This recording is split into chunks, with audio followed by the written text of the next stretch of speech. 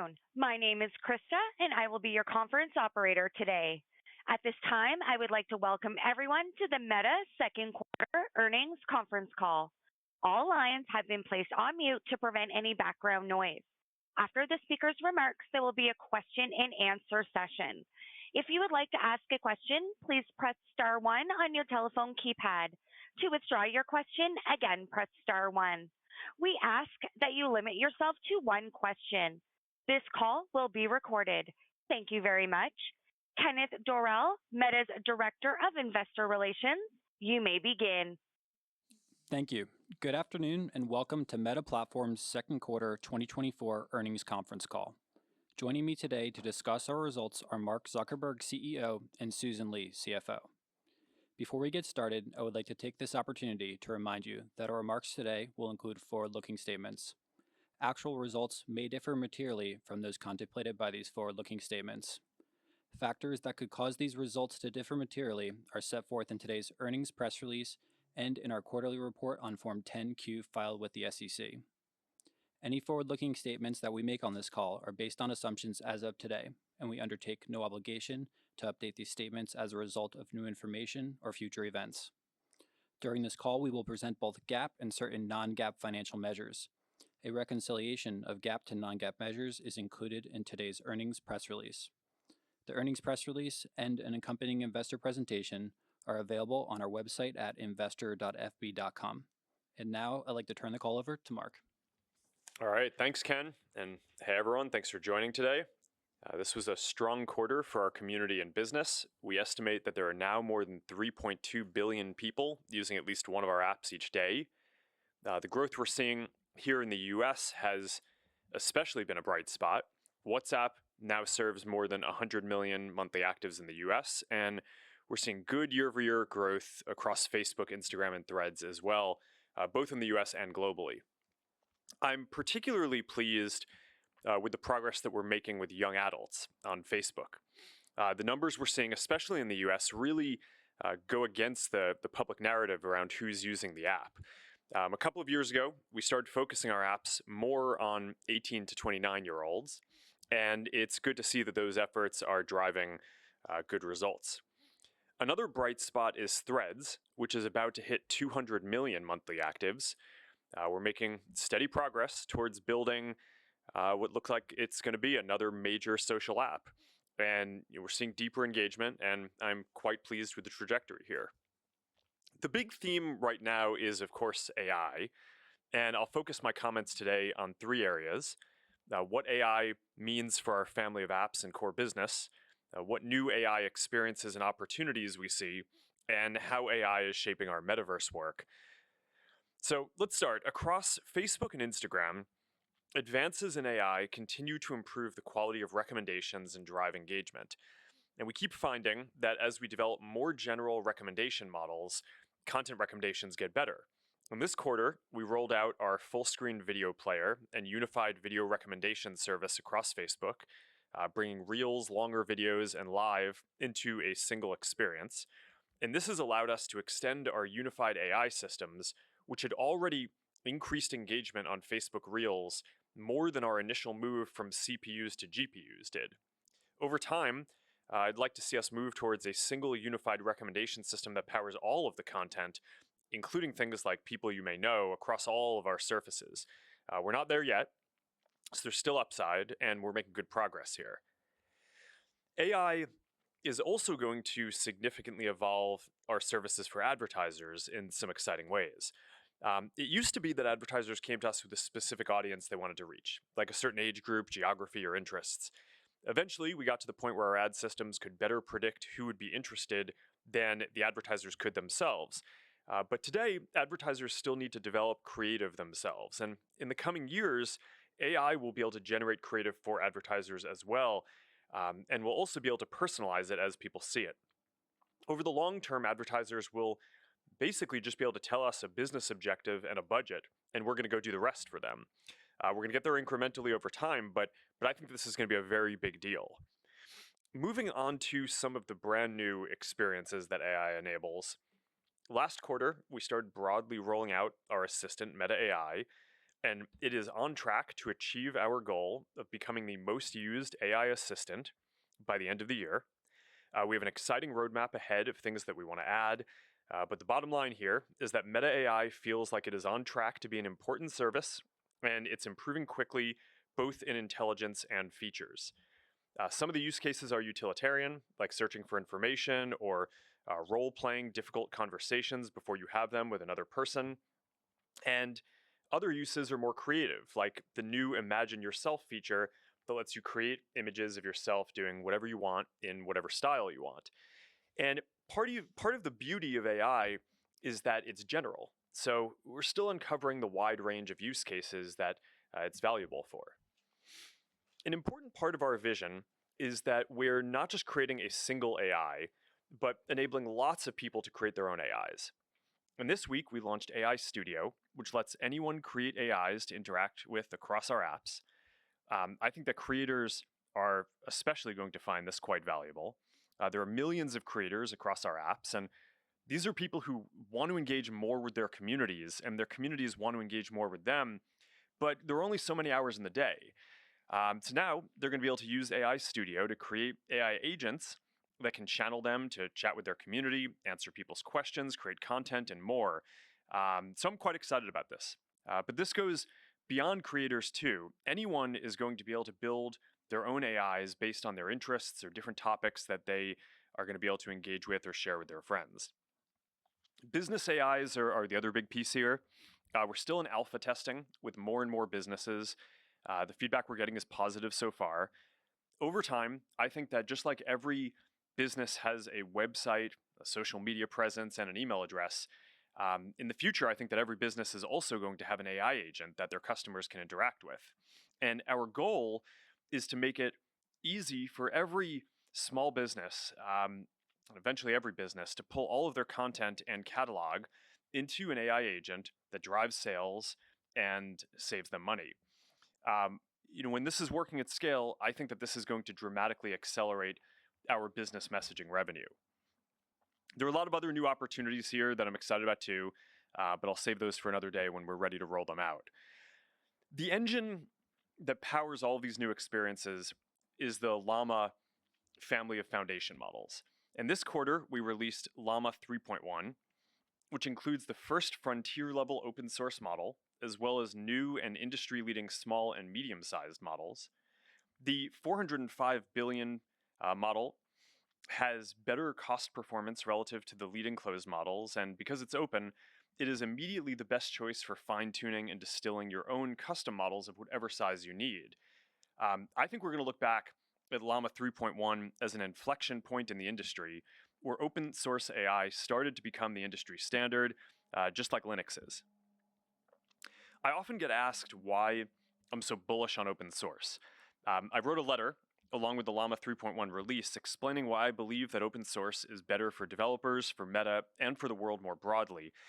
My view is that open source will be safer, will enable innovation that improves all of our lives faster, and will also create more shared prosperity. For Meta's own interests, we're in the business of building the best consumer and advertiser experiences. And to do that, we need to have access to the leading technology infrastructure and not get constrained by what competitors will let us do. But these models are ecosystems. They're not just kind of isolated pieces of software that we can develop by ourselves. So if we want the most robust ecosystem of tools, efficiency improvements, silicon optimizations, and other integrations to develop around our models, then we need them to be widely used by developers across the industry. And once we know that we're going to have access to the leading models, then I'm confident that we're going to be able to build the best social and advertising experiences. Part of why I'm so optimistic about this is that we have a long track record of success with open source. We've saved billions of dollars with Open Compute Project by having supply chains standardize on our infra designs. Open sourcing tools like PyTorch and React has led to real benefits for us from all of the industry's contributions. This approach has consistently worked for us, and I expect it will work here too. Another major area of focus is figuring out the right level of infra capacity to support training more and more advanced models. Llama 3 is already competitive with the most advanced models, and we're already starting to work on Llama 4, which we're aiming to be the most advanced in the industry next year. We are planning for the compute clusters and data we'll need for the next several years. The amount of compute needed to train Llama 4 will likely be almost 10 times more than what we used to train Llama 3, and future models will continue to grow beyond that.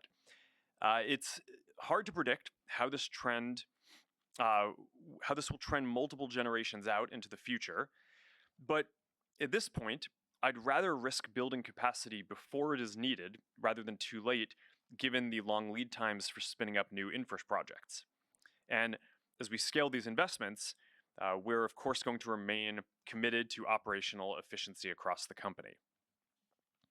The last area that I want to discuss is how AI is shaping our metaverse work, which continues to be our other long-term focus. Last quarter, I discussed how advances in AI have pulled in the timelines for some of our products. A few years ago, I would have predicted that holographic AR would be possible before smart AI, but now it looks like those technologies will actually be ready in the opposite order. We're well positioned for that because of the Reality Labs investments that we've already made. Ray-Ban Meta glasses continue to be a bigger hit sooner than we expected, thanks in part to AI. Demand is still outpacing our ability to build them, but I'm hopeful that we'll be able to meet that demand soon. EssilorLuxottica has been a great partner to work with on this, and we are excited to team up with them to build future generations of AI glasses as we continue to build our long-term partnership. Quest 3 sales are also outpacing our expectations, and I think that's because it is not just the best MR headset for the price, but it's the best headset on the market, period. In addition to gaming, people are increasingly taking advantage of Quest's capabilities as a general computing platform, spending time watching videos, browsing websites, extending their PC via virtual desktop, and more. Horizon also continues to grow across VR, mobile, and desktop, and I expect that it will become an increasingly important part of that ecosystem as well. We're hosting our annual Connect conference on September 25th, and we will have lots of exciting updates around all of our AI and metaverse work, so I encourage you to tune into that. At the end of the day, we are in the fortunate position where the strong results that we're seeing in our core products and business give us the opportunity to make deep investments for the future. And I plan to fully seize that opportunity to build some amazing things that will pay off for our community and our investors for decades to come. The progress we're making on both the foundational technology and product experiences suggests that we're on the right track. I'm proud of what our team has accomplished so far, and I'm optimistic about our ability to execute on the opportunities ahead. As always, thank you to our teams who are pushing all of this important work forward, and thanks to all of you for being on this journey with us. And now here is Susan. Thanks, Mark, and good afternoon, everyone. Let's begin with our consolidated results. All comparisons are on a year-over-year basis, unless otherwise noted. Q2 total revenue was $39.1 billion, up 22% or 23% on a constant currency basis. Q2 total expenses were $24.2 billion, up 7% compared to last year. In terms of the specific line items, cost of revenue increased 23%, driven primarily by higher infrastructure and Reality Labs inventory costs. R&D increased 13%, primarily driven by higher headcount-related expenses and infrastructure costs, which were partially offset by lower restructuring costs. Marketing and sales decreased 14%, due mainly to lower restructuring and headcount-related costs. G&A decreased 12%, mostly due to lower legal-related expenses. We ended the first quarter with almost 70,800 employees, up 2% from Q1. Second quarter operating income was $14.8 billion, representing a 38% operating margin. Our tax rate for the quarter was 11%.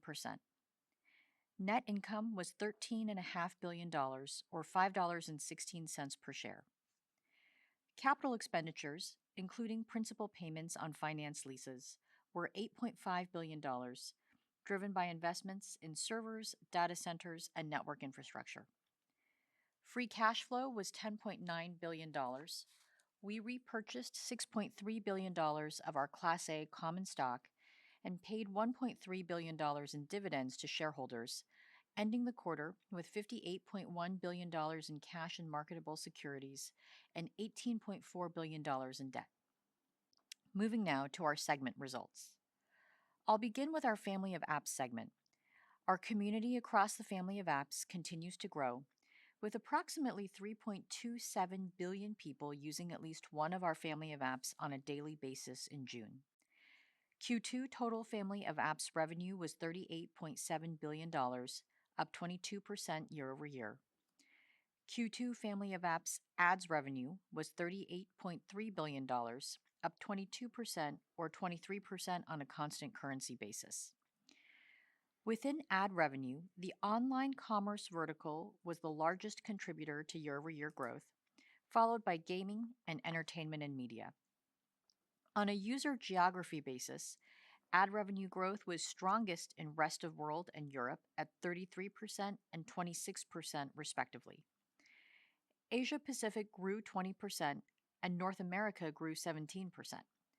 On an advertiser geography basis, total revenue growth continued to be strongest in Asia Pacific at 28%, though growth was below the first quarter rate of 41% as we lapped a period of stronger demand from China-based advertisers.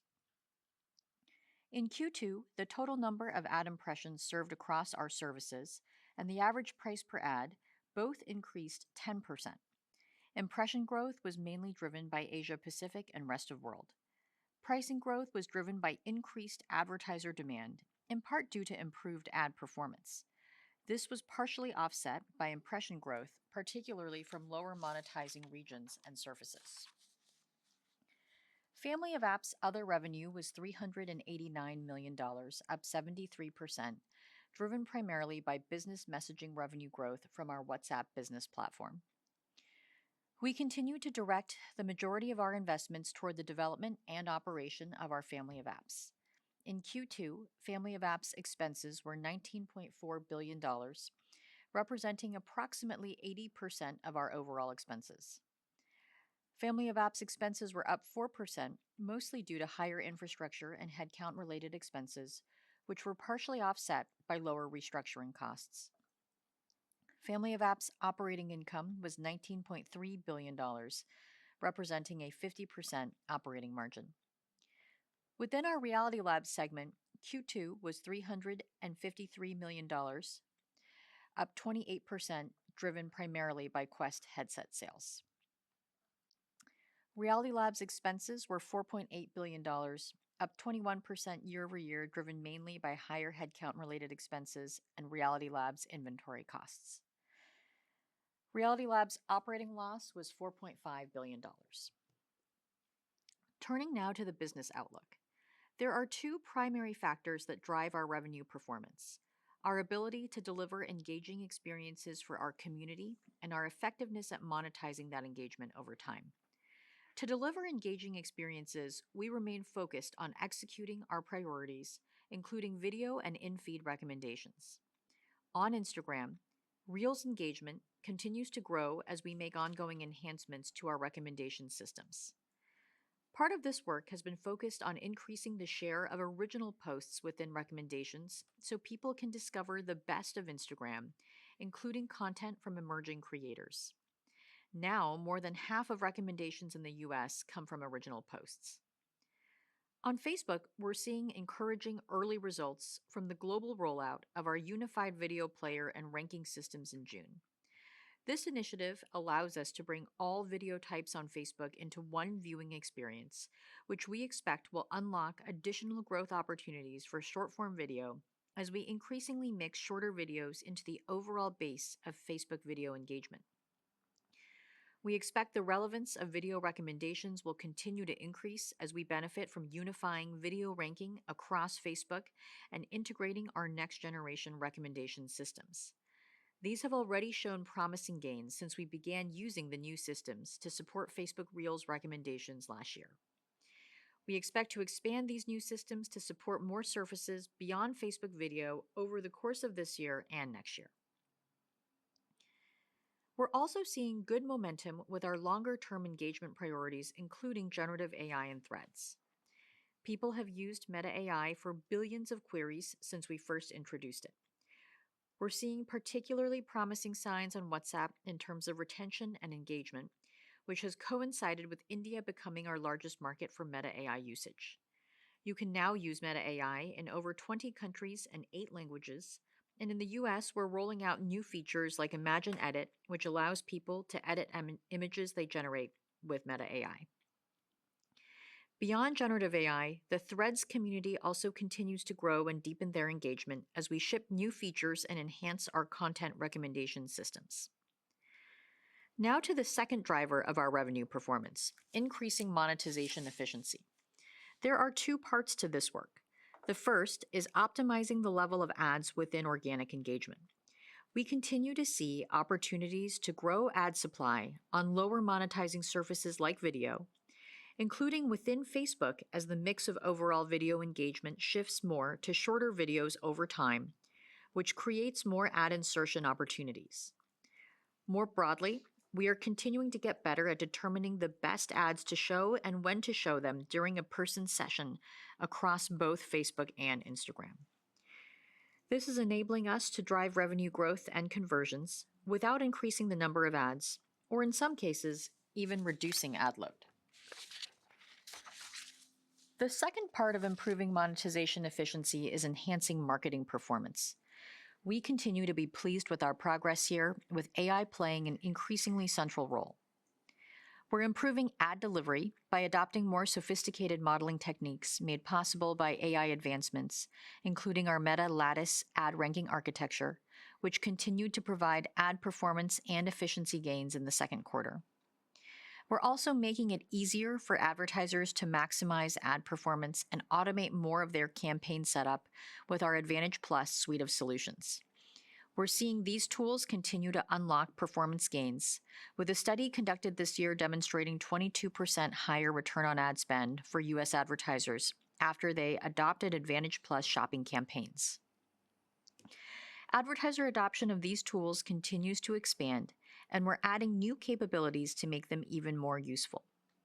For example, this quarter we introduced flexible format to Advantage Plus shopping, which allows advertisers to upload multiple images and videos in a single ad that we can select from and automatically determine which format to serve in order to yield the best performance. We have also now expanded the list of conversions that businesses can optimize for using Advantage Plus shopping to include an additional 10 conversion types, including objectives like add to cart. Looking forward, we believe generative AI will play a growing role in how businesses market and engage with customers at scale. We expect this technology will continue to make it easier for businesses to develop customized and diverse ad creatives. We've seen promising early results since introducing our first generative AI ad features, image expansion, background generation, and text generation, with more than 1 million advertisers using at least one of these solutions in the past month. In May, we began rolling out full image generation capabilities into Advantage Plus Creative, and we're already seeing improved performance from advertisers using the tool. Finally, we expect AI will help businesses communicate with customers more efficiently through messaging. We're starting by testing the ability for businesses to use AI in their chats with customers to help sell their goods and services and to generate leads. While we are in the early stages, we continue to expand the number of advertisers we're testing with and have seen good advances in the quality of responses since we began using Llama 3.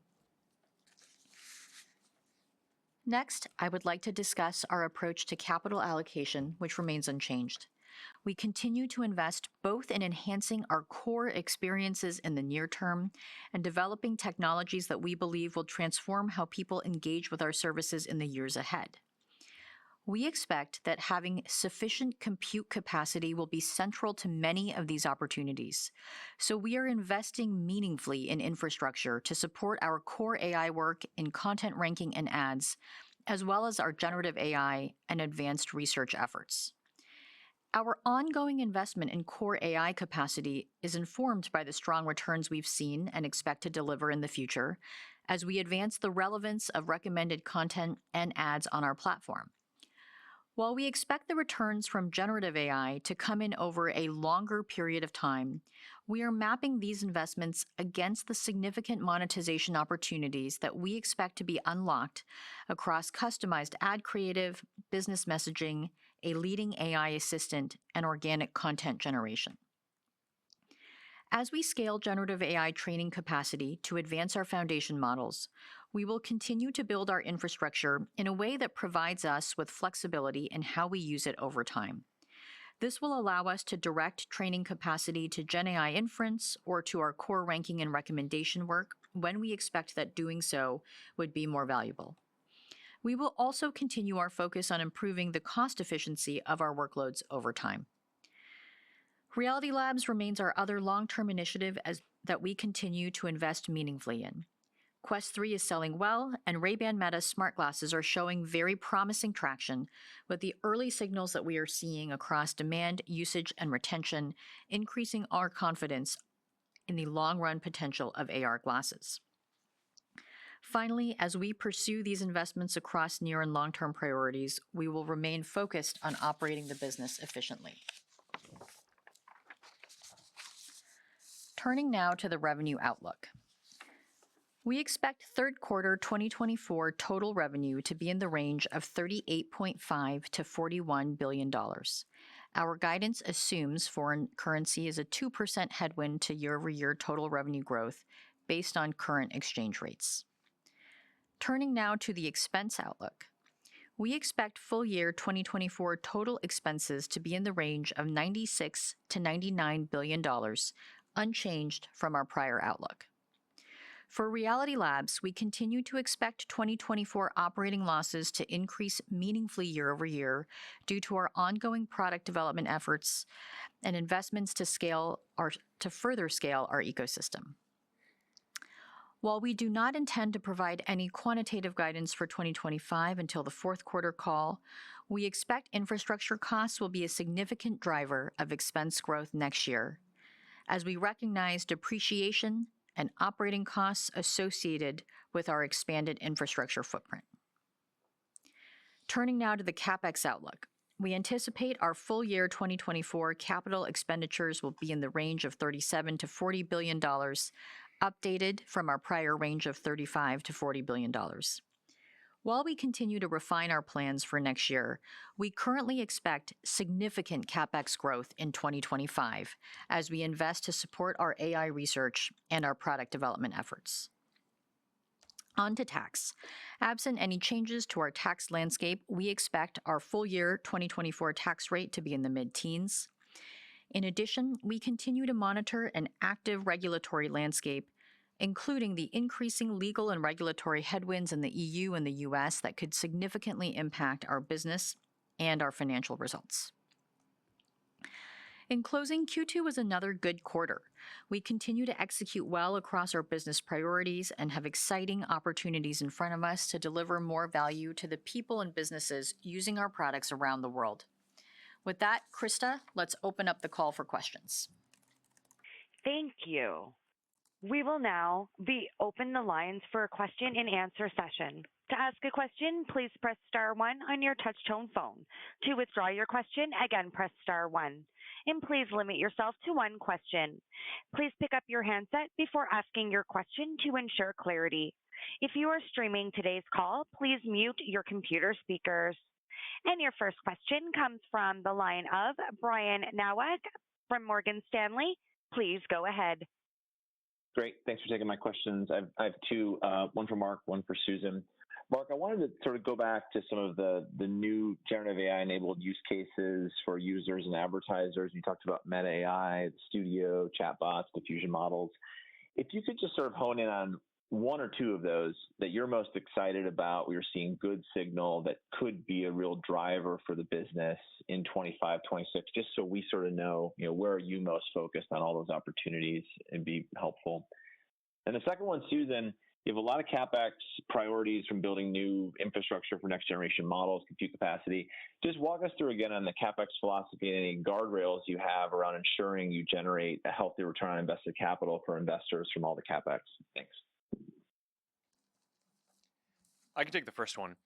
So I think the things that will drive the most results in 25 and 26 are actually the first category of things that I talked about in my comments, which are the ways that AI is shaping the existing products. So the ways that it's improving recommendations and helping people find better content, as well as making the advertising experiences more effective. I think that there's a lot of upside there. Those are already products that are at scale. The AI work that we're doing is going to improve that. It'll improve the experience and the business results. The other areas that we're working on, I mean, I think you all know this from following our business for a while, but we have a relatively long business cycle of starting a new product, scaling it to something that reaches 1 billion people or more, and only then really focusing on monetizing at scale. So, realistically, for things like Meta AI or AI Studio, I mean, these are things that I think will increase engagement in our products and have other benefits that will improve the business and engagement in the near term. But before we're really talking about monetization of any of those things by themselves, I mean, I don't think that anyone should be surprised that I would expect that will be years, right? I think that that's like what we've seen with Reels. It's what we saw with all of these things. But I think, for those who have followed our business for a long time, you can also get a pretty good sense of when things are going to work years in advance. And I think that the people who bet on those early indicators tend to do pretty well, which is why I wanted to share in my comments the early indicator that we had on Meta AI, which is, I mean, look, it's early. Last quarter, I think had just started rolling it out a week or two before our earnings call. This time, we're a few months later, and what we can say is I think we are on track to achieve our goal of being the most used AI assistant by the end of this year. And I think that's a pretty big deal. Is that the only thing we want to do? No. I mean, we obviously want to kind of grow that and grow the engagement on that to be a lot deeper, and then we'll focus on monetizing it over time.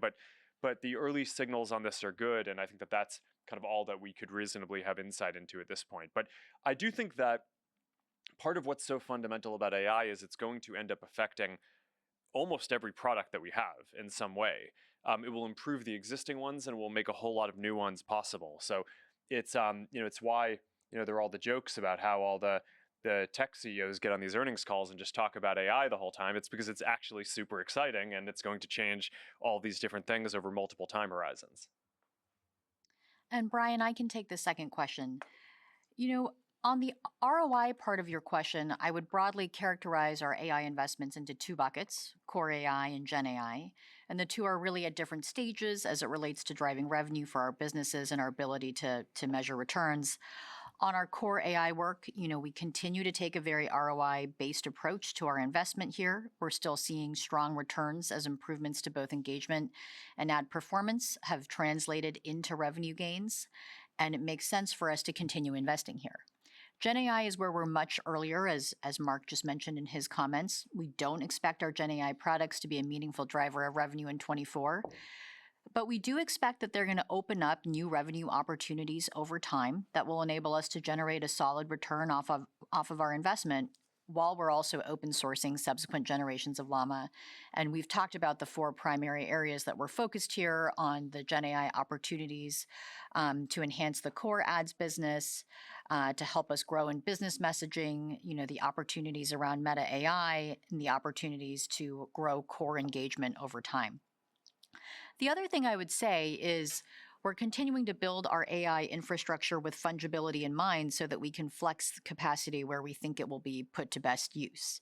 The infrastructure that we build for Gen AI training can also be used for Gen AI inference. We can also use it for ranking and recommendations by, making certain modifications like adding general compute and storage. And we're also employing a strategy of staging our data center sites at various phases of development, which allows us to flex up to meet more demand and less lead time if needed, while limiting how much spend we're committing to in the outer years. So, while we do expect that we are, going to grow CapEx significantly in 2025, we feel like we have a good framework in place in terms of thinking about where the opportunities are and making sure that we have the flexibility to deploy it as makes the most sense. Your next question comes from the line of Mark Shmulik with Bernstein. Please go ahead. Yes, hi. Thanks for taking the question. Just as we look at the revenue guidance and the outlook, Susan, any color you can share in just kind of the state of the overall digital ad market, and you've highlighted some areas where you're seeing strength, versus kind of some of the idiosyncratic efforts you've made to kind of improve the efficacy of the ad product. Thank you. Hi, Mark. We're continuing to see healthy global advertising demand, and we're also delivering, ongoing ad performance improvements just related to all of the investments that we've continued to make over time and improving these sort of ads, targeting, ranking, delivery, all of the fundamental infrastructure there. And we expect that all of that will continue to benefit ad spend in Q3. We do expect, year-over-year growth to slow in Q3 as we are lapping, strong growth from China-based advertisers, as well as strong Reels impression growth from a year ago. And we also expect modestly larger FX headwinds in Q3 based on current rates. Your next question comes from the line of Eric Sheridan with Goldman Sachs. Please go ahead.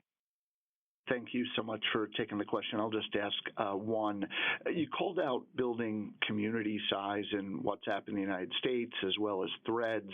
How are you thinking about those newer, faster growing elements of either messaging or Threads as a platform and the mix between the potential for engagement growth and overall monetization longer term of either the messaging layer or Threads and what you're most excited about there to build to sort of capitalize on scale, but bring it back towards monetization? Thank you. I can start, and Susan can jump in if she has anything else that she wants to add. So the WhatsApp stat, I think, is really important as a business trend, just because the United States punches above its weight in terms of, it's such a large percent of our revenue. So before, WhatsApp was sort of the leading messaging app in many countries around the world, but not in the US. And I think now that we're starting to make inroads into leading in the US, as more and more people use the product and realize that, hey, this is a really good experience. It's the best experience for cross-platform communication and groups and all these different things. I think that's going to just mean that all of the work that we're doing to grow the business opportunity there over time is just going to have a big tailwind if the US ends up being a big market. So I think that's one reason why it's really relevant. It's obviously also personally somewhat gratifying to see all the people around us starting to use WhatsApp. So I think that's pretty fun, but maybe somewhat less relevant from a business perspective. Threads, I think, it's another example of something that it got off to about as good of a start of any app that I can think of. I think it was the fastest growing app to 100 million people.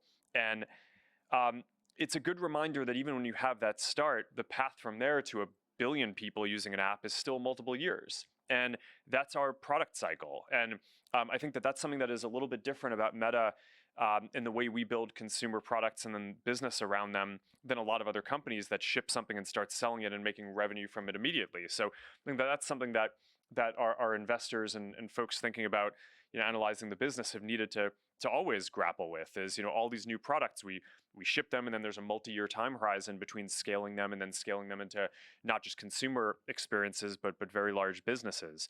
But the thing that I think is just super exciting about Threads is that, we've been building this company for 20 years and there just are not that many opportunities that come around to grow a 1 billion person app. I mean, there are I don't know, maybe a dozen of them in the world or something, right? I mean, there are certainly more of them outside the company than inside the company, but we do pretty well. And being able to add another one to the portfolio if we execute really well on this is just really exciting to have that potential. Now, obviously, there's a ton of work between now and there, and we're almost at 200 million, so it's a really good milestone. I'm excited about that. A lot of work between this and it being a large part of the business, but But I do think that these kind of opportunities are pretty rare, and that's something that we're just really excited about. I think the team is doing great work on it. Eric, I would just add to that in terms of nearer term sources of impression growth. We really expect that video is going to remain a source of impression growth for us in the second half. On Instagram, we expect Reels to continue to drive growth, while on Facebook, we expect to grow overall video time while increasing the mix of short form video, which creates more impression growth opportunities. And generally, we expect continued community growth across our apps.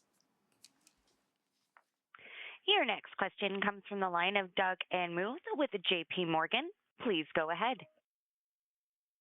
Great. Thanks for taking the questions. One for Mark, one for Susan.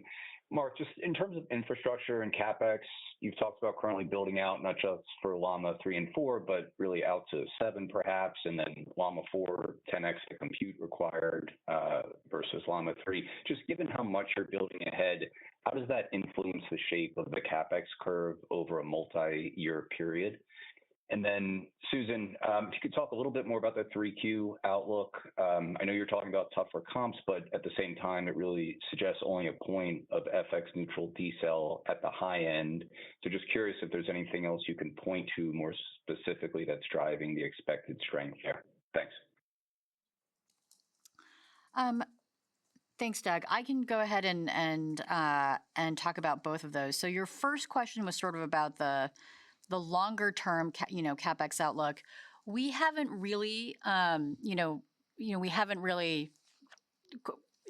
shared an outlook sort of on the longer term CapEx trajectory. In part, infrastructure is a extraordinarily dynamic planning area for us right now. We're continuing to work through, what the scope of the Gen AI roadmaps, will look like over that time. Our expectation, obviously, again, is that we are going to significantly increase our investments in AI infrastructure next year, and we'll give further guidance as appropriate.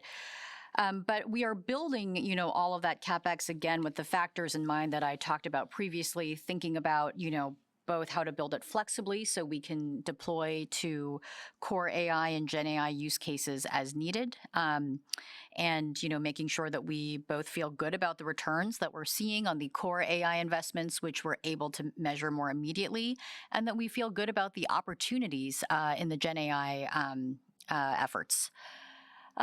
Your second question was about the Q3 revenue outlook. Again, I mentioned this earlier, we have seen healthy global advertising demand on our platform. We're delivering, ongoing ad performance improvements, which again, we feel like is the result of many, many quarters of effort, that have accrued and will continue to accrue value to our platform. We saw basically in Q2, where revenue grew 22%, that there was broad-based strength across regions and verticals, including particular strength among smaller advertisers, and we expect that, generally to continue into Q3. Your next question comes from the line of Justin Post with Bank of America. Please go ahead. Great, thank you. I just want to get back to the comment on U.S. young adult user growth, especially maybe on Facebook and Instagram. I know you made a big change with Reels a couple of years ago, but what are those users doing on Facebook and Instagram? And can you give us any quantification of the usage growth? Thank you. Thanks, Justin. So building products with young adults in mind has been a core priority area for the Facebook team in recent years, and we've been very encouraged to see these efforts translate into engagement growth. With this cohort, we've seen healthy growth in young adult app usage in the U.S. and Canada for the past several quarters, and we've seen that products like Groups and Marketplace have seen particular traction with young adults.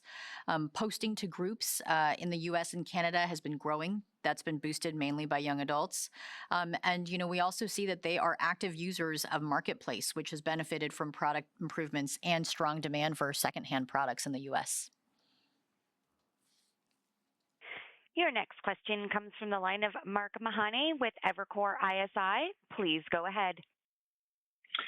Yeah, I was going to ask about marketplace, so that's a nice segue. It's a great, somewhat under monetized or arguably very under monetized asset. I know you indirectly monetize it, and it's a very large marketplace. It may even be bigger than eBay. Your thoughts on what you may want to do in the future in terms of monetizing it, in part maybe even improve the quality of the marketplace. And then secondly, I just want to ask you about headcount. It's down about 1% year over year. You're pretty much back at par with where the employee headcount was prior to significant reduction. Should we think about headcount growth going forward? You talk about a significant growth in CapEx. Should we expect a moderate growth in headcount? Significant? Any thoughts on that would be helpful. Thank you. Thanks, Mark. On your first question, about marketplace, again, we're obviously excited that it's been one of the drivers of strength in young adults. I would probably just say that more generally, marketplace is one prong in a broader commerce strategy that we have, which continues to be focused on basically creating the best shopping experience on our platform. Marketplace is obviously consumer oriented. The broader part of the commerce strategy is about making it easier for businesses to advertise their products, for buyers to find and purchase relevant items on our platform. And to that end, I would say that, we feel quite happy with also the investments we've been making in Shops ads. Shops ads revenue is growing at a strong year-over-year pace. We're seeing Shops ads drive incremental performance for advertisers, and it's also working well in combination with some of our other products like Advantage Plus shopping. Your second question was about headcount. We continue to be disciplined about where we're allocating new headcount to ensure that it's really focused on our core company priorities. But we're also working down a prior hiring underrun. And as we further close that hiring underrun over the course of this year, I do expect that we will end 2024 with in-seat reported headcount that is meaningfully higher than where we ended 2023. We aren't providing sort of 2025 headcount growth expectations yet, as we haven't started our budgeting process yet. But again, I expect that we will primarily target our hiring to focus on priority areas, and we will be, running a very disciplined headcount process. Your next question comes from the line of Youssef Squali with Truist Securities. Please go ahead. Great, thank you very much. So the AI assistant using Llama 3.1 has been incorporated in different variations and looks really impressive and seems to be getting closer to becoming a full search engine for virtually everything except for commercial queries so far. So are there any plans to open it up to the broader web, kind of like what maybe OpenAI is alpha testing, maybe link it to third-party marketplaces for commercial search, et cetera? And then on Ray-Bans, can you maybe talk a little bit more about the opportunity to deepen your relationship with Essilor and Luxottica?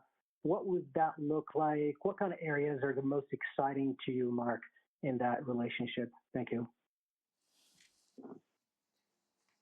Yeah, so I'm very excited with how Llama 3.1 landed. I think the team there is doing really great work.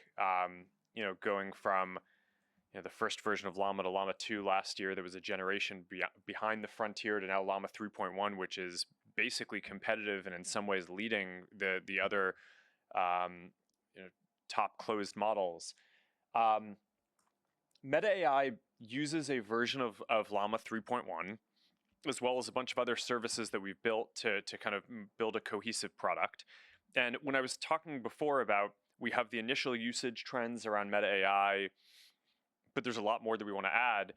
Things like commerce, and you can just go vertical by vertical and build out specific functionality to make it useful in all these different areas.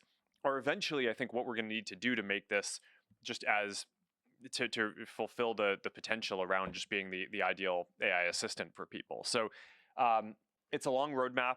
I don't think that this stuff is going to get finished in the next couple of quarters or anything like that. But this is part of what's going to happen over the next few years as we build something that will, I think, just be a very widely used service. So I'm quite excited about that. And we're going to continue working on Llama 2. So, I mean, you mentioned Llama, and I think the question was a little more about Meta AI, but they're both, they're related. Llama is sort of like the engine that powers the product, and it's open source, and I'm just excited about the progress that we're making on both of those. on the smart glasses, EssilorLuxottica is a great partner. We are now on the second generation of the Ray-Ban Meta glasses. They're doing well, better than I think we had expected, and we expected them to grow meaningfully from the first generation. So that's been a very positive surprise, and I think part of that is that it's just well positioned to dovetail well with the AI revolution that we're seeing and offering all kinds of new functionality there. So that was great. But EssilorLuxottica is a great company that has a lot of different products that we hope to be able to partner with to just continue building new generations of the glasses and deepen the AI products and make it better and better. I think there's a lot more to go from here, and it's compared to what we thought at this point, it's doing quite well compared to I think what it needs to be like a really leading piece of consumer electronics. I think we're still early, but all the signs are good. Your next question comes from the line of Ron Josey with Citi. Please go ahead. Great. Thanks for taking the question. I wanted to get back, Mark, to the comments around open source and Llama 3, and totally understand that Meta is not offering a public cloud. And so what I wanted to hear from you is maybe a little bit more on the product vision of products that come out of Llama 3, and meaning potentially offering some of these products to other companies, call it for customer service or call center offerings or other verticals. And so any insights on just how you envision maybe the open source and Llama 3.1 can sort of offer greater enterprise services for others to benefit from? Thank you.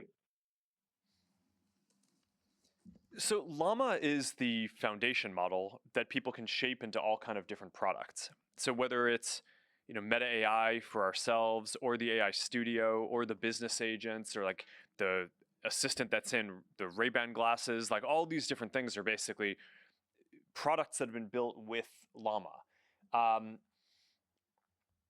And similarly, any developer out there is going to be able to take it and build a whole greater diversity of different things as well. Like I talked about, I think the reason why open sourcing this is so valuable for us is that we want to make sure that we have the leading infrastructure to power the consumer and business experiences that we're building. But the infrastructure, it's not just a piece of software that we can build in isolation.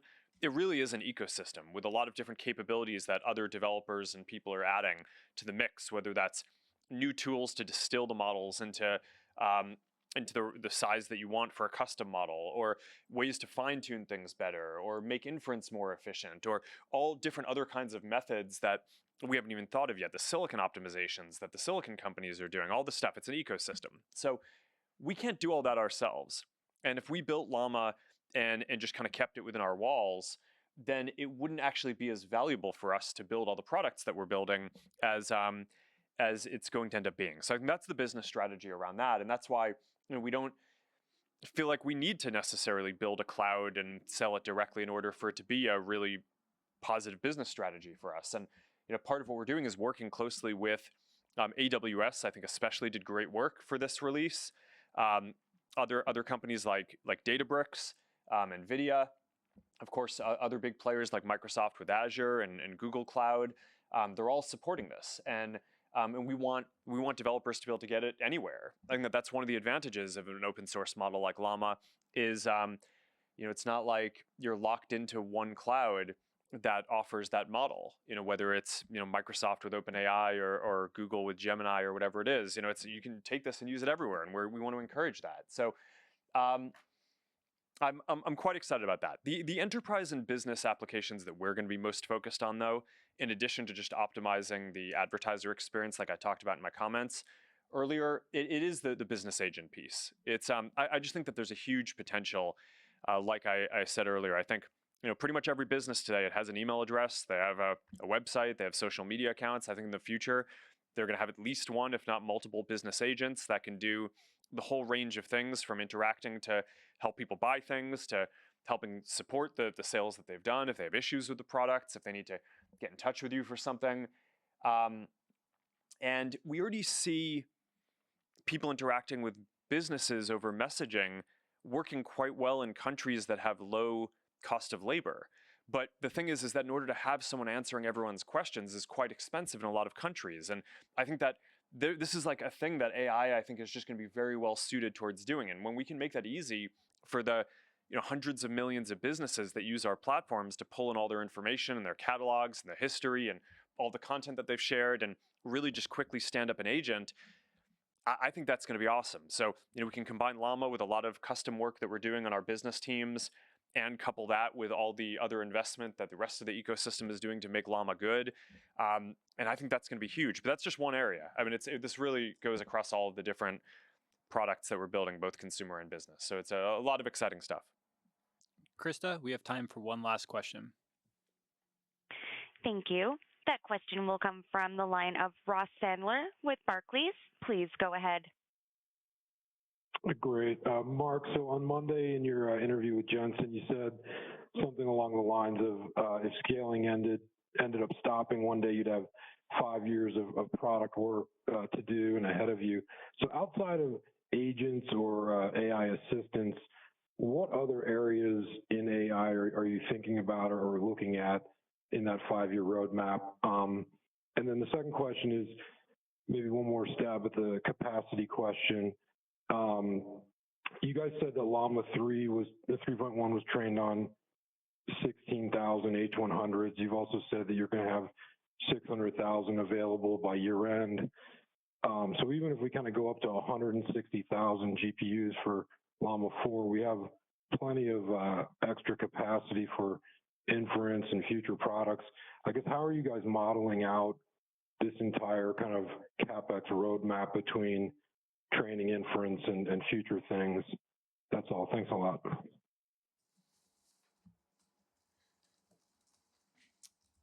I can start with the first one, and then I'll let Susan answer the second one.